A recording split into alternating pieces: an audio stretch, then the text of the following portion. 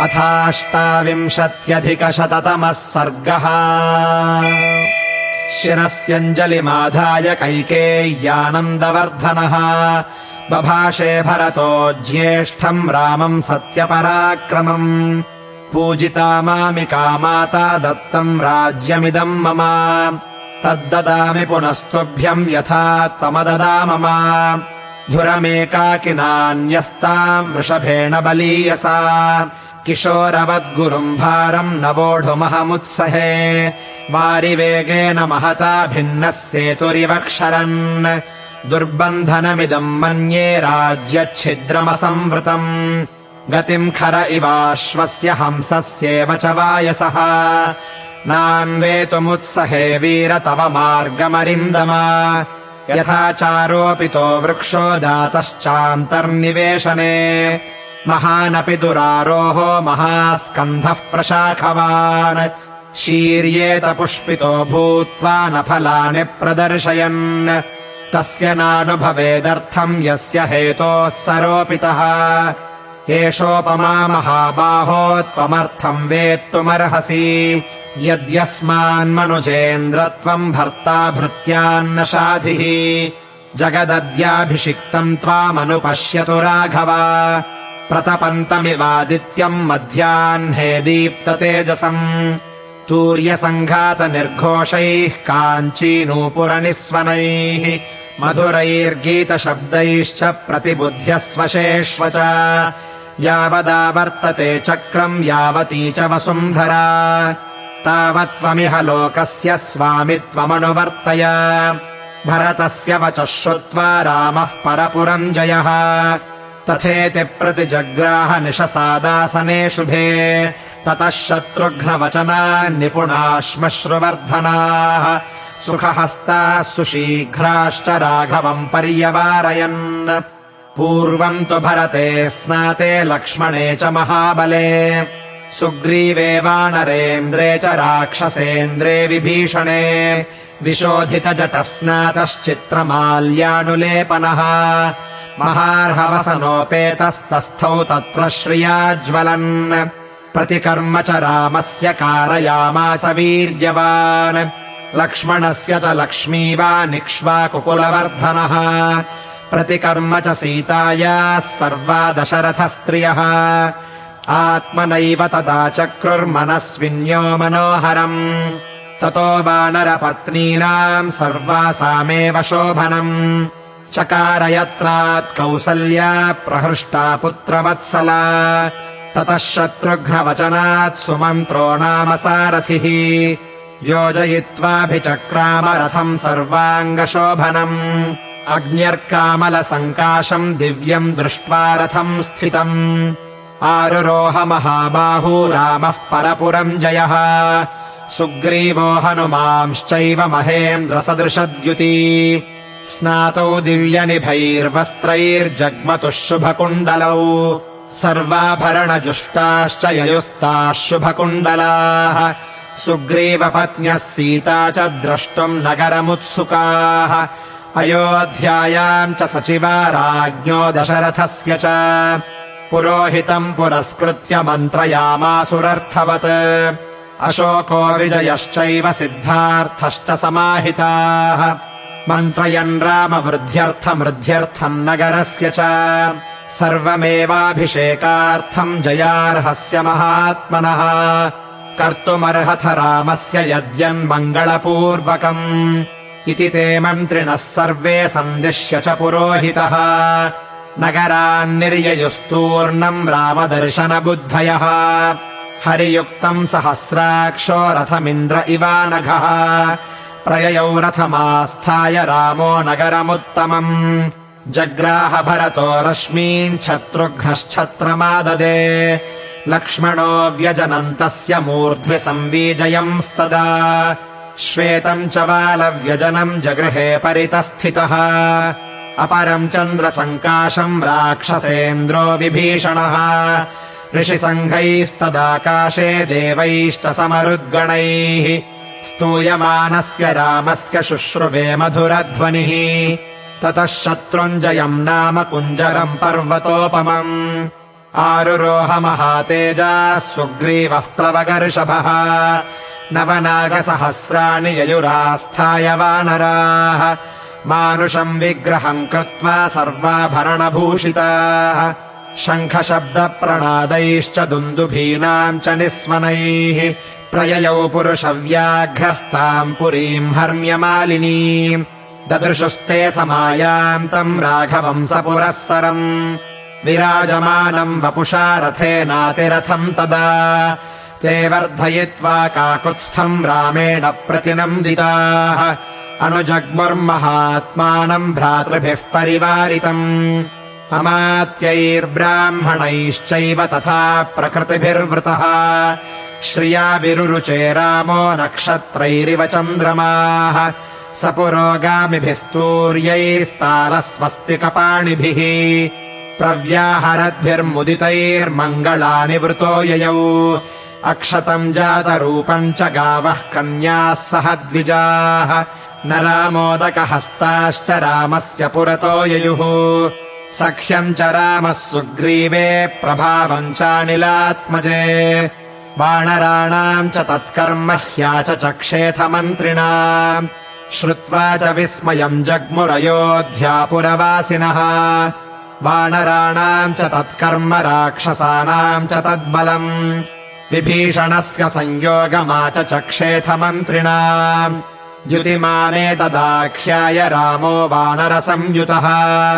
हृष्टपुष्टजनाकीर्णामयोध्याम् प्रविवेशसः ततो ह्यभ्युच्छ्रयन् पौराः पताकाश्च गृहे गृहे ऐक्ष्वाकाध्युषितम् रम्यमाससादपितुर्गृहम् अथाब्रवीद्राजपुत्रो भरतम् धर्मिणाम् वरम् अर्थोपहितया वाचा मधुरम् रघुनन्दनः पितुर्भवनमासाद्य प्रविश्य च महात्मनः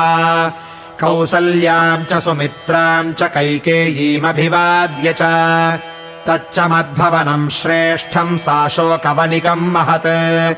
मुक्ता वैदूर्यसङ्कीर्णम् सुग्रीवाय निवेदय तस्य तद्वचनम् श्रुत्वा भरतः सत्यविक्रमः हस्ते गृहीत्वा सुग्रीवम् प्रविवेशतमालयम् ततस्तैलप्रदीपांश्च पर्यङ्कास्तरणानि च गृहीत्वा विविशुः क्षिप्रम् शत्रुघ्नेन प्रचोदिताः उवाच च महातेजाः सुग्रीवम् राघवानुजः अभिषेकाय रामस्य दूतानाज्ञापय प्रभो सौवर्णान् वानरेन्द्राणाम् चतुर्णाम् चतुरो घटान् ददौ क्षिप्रम् स सुग्रीवः सर्वरत्नविभूषितान् तथा प्रत्यूष समये चतुर्णाम् सागराम्भसाम् पूर्णैर्घटैः प्रतीक्षध्वम् तथा कुरुत वानराः एवमुक्ता महात्मानो वानरा वारणोपमाः उत्पेतुर्गगनम् शीघ्रम् गरुडा इव शीघ्रगाः जाम्बवांश्च हनूमांश्च वेगदर्शी च वानरः ऋषभश्चैव कलशाञ्जलपूर्णानथानयन् नदीशतानाम् पञ्चानाम् जलम् कुम्भैरुपाहरन् पूर्वात् समुद्रात् कलशम् जलपूर्णमथानयत् सुषेणः सत्त्वसम्पन्नः सर्वरत्नविभूषितम् ऋषभो दक्षिणात्तूर्णम् समुद्राज्जलमानयत् रक्तचन्दनकर्पूरैः संवृतम् काञ्चनम् घटम् गवयः पश्चिमात्तोयमाजहारमहार्णवात् रत्नकुम्भेन महता शीतम् मारुतविक्रमः उत्तराच्च जलम् शीघ्रम् गरुडानिलविक्रमः आजहारसधर्मात्मा निलः सर्वगुणान्वितः ततस्तैर्वानरः श्रेष्ठैरानीतम् प्रेक्ष्य तज्जलम् अभिषेकाय रामस्य शत्रुघ्नः सचिवैः सह पुरोहिताय श्रेष्ठाय सुहृद्भ्यश्च न्यवेदयत् ततः स प्रयतो वृद्धो वसिष्ठो ब्राह्मणैः सह रामम् रत्नमये पीठे सहसीतम् न्यवेशयत् वसिष्ठो वामदेवश्च जाबालिरथ काश्यपः कात्यायनः सुयज्ञश्च गौतमो विजयस्तथा अभ्यषिञ्चन्नरव्याघ्रम् प्रसन्नेन सुगन्धिना सलिलेन सहस्राक्षम् वसवो वासवम् यथा ऋत्विग्भिर्ब्राह्मणैः पूर्वम् कन्याभिर्मन्त्रिभिस्तथा योधैश्चैवाभ्यषिञ्चस्ते सम्प्रहृष्टैः सनैगमैः सर्वौषधिरसैश्चापि दैवतैर्नभसि स्थितैः चतुर्भिर्लोकपालैश्च सर्वैर्देवैश्च सङ्गतैः ब्रह्मणा निर्मितम् पूर्वम् किरीटम् रत्नशोभितम् अभिषिक्तः पुरा येन मनुस्तम् दीप्ततेजसम् तस्यान्ववाये राजानः क्रमाद्येनाभिषेचिताः सभायाम् हेमक्लुप्तायाम् शोभितायाम् महाधनैः रत्नैर्नानाविधैश्चैव चित्रितायाम् सुशोभनैः नानारत्नमये पीठे कल्पयित्वा यथाविधि किरीटेन ततः पश्चाद्वसिष्ठेन महात्मना ऋत्विग्भिर्भूषणैश्चैव समयोक्ष्यत राघवः छत्रम् तस्य च जग्राह शत्रुघ्नः पाण्डुरम् शुभम् श्वेतम् च वालव्यजनम् सुग्रीवो वानरेश्वरः अपरम् चन्द्रसङ्काशम् राक्षसेन्द्रो विभीषणः मालाम् ज्वलन्तीम् वपुषा काञ्चनीम् शतपुष्कराम् राघवाय ददौ वायुर्वासवेन प्रचोदितः सर्वरत्नसमायुक्तम् मणिभिश्च विभूषितम् मुक्ताहारम् नरेन्द्राय ददौ शक्रप्रचोदितः प्रजगुर्देव गन्धर्वाननृतश्चाप्सरो गणाः अभिषेके तदर्हस्य तदा रामस्य धीमतः भूमिः सस्यवती चैव फलवन्तश्च पादपाः गन्धवन्ति च पुष्पाणि बभूवुराघवोत्सवे सहस्रशतमश्वानाम् धेनूनाम् च गवाम् तथा ददौ शतवृषान् पूर्वम् द्विजेभ्यो मनुजर्षभः 30 कोटिर्हिरण्यस्य ब्राह्मणेभ्यो ददौ पुनः नानाभरणवस्त्राणि महार्हाणि च राघवः अर्करश्मिप्रतीकाशाम् काञ्चनीम् मणिविग्रहाम् सुग्रीवाय स्रजम् दिव्याम् प्रायच्छन्मनुजाधिपः वैदूर्यमयचित्रे च चन्द्ररश्मिविभूषिते बालिपुत्राय धृतिमानङ्गदायाङ्गदे ददौ मणिप्रवरजुष्टम् तम् मुक्ताहारमनुत्तमम् सीतायै प्रददौ रामश्चन्द्ररश्मिसमप्रभम् अरजे वाससी दिव्ये शुभान्याभरणानि च अवेक्षमाणा वैदेही प्रददौ वायुसूनवे अवमुच्यात्मनः कण्ठाद्धारम् जनकनन्दिनी अवैक्षत हरीन् सर्वान् भर्तारम् च मुहुर्मुहुः तामिङ्गितज्ञः सम्प्रेक्ष्य बभाषे जनकात्मजा प्रदेहि सुभगे हारम् यस्य तुष्टासि भामिनी अथ सा वायुपुत्राय तम् हारमसिते क्षणा तेजोधृतिर्यशोदाक्ष्यम् सामर्थ्यम् विनयोनयः पौरुषम् विक्रमो बुद्धिर्यस्मिन्नेतानि नित्यदा हनूमांस्तेन हारेण शुशुभे वानरर्षभः चन्द्रांशुचय गौरेण श्वेताभ्रेण यथाचलः सर्वे वानरवृद्धाश्च ये चान्ये वानरोत्तमाः वासोभिर्भूषणैश्चैव यथार्हम् प्रतिपूजिताः विभीषणोऽथ सुग्रीवो हनूमान् जाम्बवांस्तथा सर्वे वानरमुख्याश्च रामेणाक्लिष्टकर्मणा यथार्हम् पूजिताः सर्वे कामैरत्नैश्च पुष्कलैः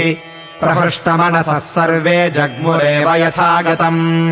ततो द्विविधमैन्दाभ्याम् नीलाय च परम् तपः सर्वान् कामगुणान् वीक्ष्य प्रददौ वसुधाधिपः दृष्ट्वा सर्वे महात्मानस्ततस्ते वानरर्षभाः विसृष्टाः पार्थिवेन्द्रेण किष्किन्धाम् समुपागमन् सुग्रीवो वानरश्रेष्ठो दृष्ट्वा रामाभिषेचनम् पूजितश्चैव रामेण किष्किन्धान् प्राविशत्पुरीम् विभीषणोऽपि धर्मात्मा सहतैर्नैरऋतर्षभैः लब्ध्वा कुलधनम् राजा लङ्काम् प्रायान्महायशाः स राज्यमखिलम् शासन्निहतारिर्महायशाः राघवः परमोदारः शशास परया मुदा उवाच लक्ष्मणम् रामो धर्मज्ञम् धर्मवत्सलः आतिष्ठ धर्मज्ञ मया सहे माम् गाम् पूर्वराजाध्युषिताम् बलेन तुल्यम् मया त्वम् पितृभिर्धृता याताम् यौवराज्येधुरमुद्वहस्व सर्वात्मना पर्यनुनीयमानो यदा न सौमित्रिरुपैति योगम् नियुज्यमानो भुवि यौवराज्ये ततोऽभ्यषिञ्चद्भरतम् महात्मा पौण्डरीकाश्वमेधाभ्याम् वाजपेयेन चासकृत्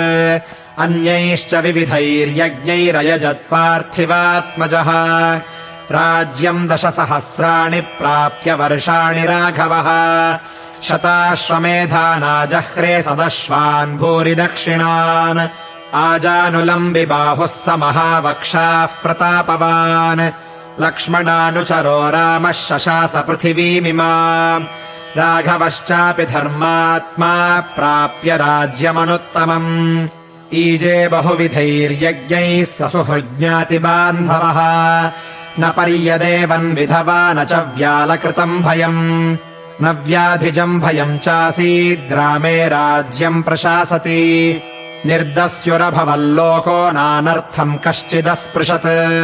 न च स्म वृद्धा बालानाम् प्रेतकार्याणि कुर्वते सर्वम् मुदितमेवासीत् सर्वो धर्मपरोऽभवत् राममेवानुपश्यन्तो नाभ्यहिंसन् परस्परम् आसन् वर्षसहस्राणि तथा पुत्रसहस्रिणः निरामया विशोकाश्च रामे राज्यम् प्रशासति रामो रामो राम इति प्रजानामभवन् कथाः रामभूतम् जगदभूद्रामे राज्यम् प्रशासति नित्यमूला नित्यफलास्तरवस्तत्र पुष्पिताः कामवर्षी च पर्जन्यः सुखस्पर्शश्च मारुतः ब्राह्मणाः क्षत्रिया वैश्याः शूद्रा लोभविवर्जिताः स्वकर्मसु प्रवर्तन्ते तुष्टाः स्वैरेव कर्मभिः आसन् प्रजाधर्मपरा रामे शासति नानृताः सर्वे लक्षणसम्पन्नाः सर्वे धर्मपरायणाः 10 वर्षसहस्राणि 10 वर्षशतानि च भ्रातृभिः सहितः श्रीमान् रामो राज्यमकारयत् धर्म्यम् यशस्यमायुष्यम् राज्ञाम् च विजयावहम् आदिकाव्यमिदम् चार्षम् पुरा वाल्मीकिना कृतम् यः शृणोति सदा लोके नरः पापात् प्रमुच्यते पुत्रकामश्च पुत्रान् वै धनकामो धनानि च लभते मनुजो लोके श्रुत्वा रामाभिषेचनम् महीम् विजयते राजा रिपूंश्चाप्यधितिष्ठति राघवेण यथा माता सुमित्रा लक्ष्मणेन च भरतेन च कैकेयी जीवपुत्रास्तथा स्त्रियः भविष्यन्ति सदानन्दाः पुत्रपौत्रसमन्विताः श्रुत्वा रामायणमिदम् दीर्घमायुश्च विन्दति रामस्य विजयम् चेमम् सर्वमक्लिष्टकर्मणः शृणोति य इदम् काव्यम् पुरा वाल्मीकिना कृतम् श्रद्दधानो जितक्रोधो दुर्गाण्यतितरत्यसौ समागम्य प्रवासाम् ते रमन्ते सह बान्धवैः शृण्वन्ति य इदम् काव्यम् पुरा वाल्मीकिना कृतम् ते प्रार्थितान् वरान् सर्वान् प्राप्नुवन्तीह राघवात् श्रवणेन सुराः सर्वे प्रीयन्ते सम्प्रशृण्वताम् विनायकाश्च शाम्यन्ति गृहे तिष्ठन्ति यस्य वै विजयेत महीम् राजा प्रवासी स्वस्तिमान् भवेत् स्त्रियो रजस्वलाः श्रुत्वा पुत्रान् सूयुरनुत्तमान् पूजयंश्च पठंश्चैनमितिहासम् पुरातनम् सर्वपापैः प्रमुच्येत दीर्घमायुरवाप्नुयात् प्रणम्य शिरसा नित्यम् श्रोतव्यम् क्षत्रियैर्द्विजात् ऐश्वर्यम् पुत्रलाभश्च भविष्यति न संशयः रामायणमिदम् कृत्स्नम् शृण्वतः पठतः सदा प्रीयते सततम् रामः स हि विष्णुः सनातनः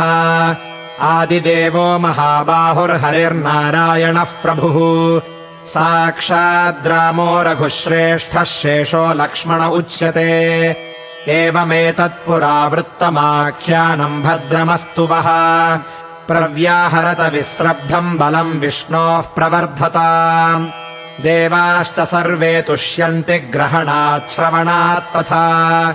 रामायणस्य श्रवणे तृप्यन्ति पितरः सदा भक्त्या रामस्य ये चेमाम् संहितामृषिणा कृता ये लिखन्तीह च नरास्तेषाम् वासस्त्रिविष्टपे कुटुम्बवृद्धिम् धनधान्यवृद्धिम् स्त्रियश्च मुख्याः सुखमुत्तमम् च श्रुत्वा शुभम् काव्यमिदम् महार्थम् प्राप्नोति सर्वाम् भुवि चार्थसिद्धिम्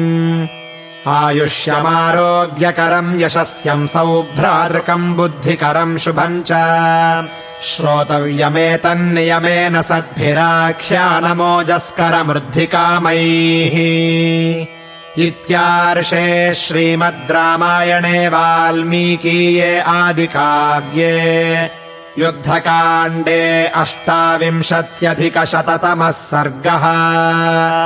युद्धकाण्डम् सम्पूर्णम्।